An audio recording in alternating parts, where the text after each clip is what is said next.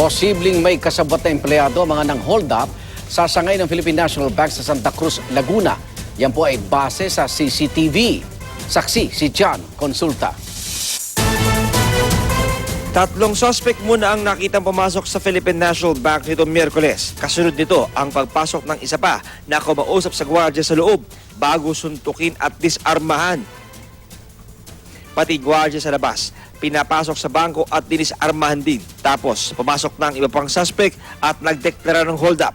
Sa hiwalay nakuha ng isang CCTV, kita ang pagtakbo ng mga empleyado ng isang bangko sa isang kwarto. Pero isa sa kanila, humarap sa mga hold-upper at naghakot ng pera sa counter. Hindi malinaw kung dahil lang ito sa takot o dahil inutusan ng mga hold-upper. Tinitingnan din po natin yan dyan, yung inside job na anggulo. Bakit ganitong araw, ganitong oras nila lulusogin, yun po ang tinitingnan natin. Iniimbestigahan din ng pulisya ang babae lumabas kasabay ng mga suspect. Ang tiyak ngayon ng source ng GMA News, nag-ooperate ang grupo sa Metro Manila at Calabar Zone. At sa bilibid sila na buo, base sa inisyal na investigasyon. Na-inquest na ang dalawang na-arrest ng suspect na sina Pablo Javier at Gerald Mendoza. At kasalukuyang sinusuri ang mga cellphone na na-recover sa kanila. Sinisilip naman ng Commission on Human Rights kung may nalabag ang pulis na nakabaril sa isang suspect. Tila may tama na raw kasi ang iika-ikang suspect pero makailang ulit pa rin pinaputukan. Bilang binaba niya, alam ko na sir. Pagbunot niya, ganoon niya ako. Oh, ito! Ganoon niya sir. Tumama sa tagiliran at tadyang ko yung dulo ng bar niya. Naipit ko yung kamay niya sir. Binira ko na siya sir. Nadaganan niya ako sir.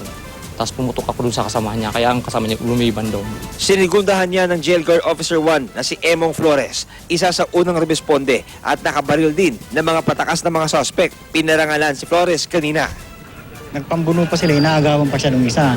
Kaya nung nakatumbo isa, pinutukan ko na uyot. Kung hindi pa ako nakarating, ma-overpower po yung pulis. Ang dami niyang kalaban, kawawa naman din. Iginiit ng pulisya, walang overkill at wala pa rin resulta ng autopsy na magkukumpirmang malapitan ang pagbaril.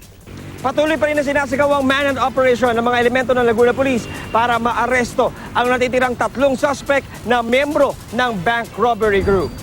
Ako si John Consulta, ang inyo.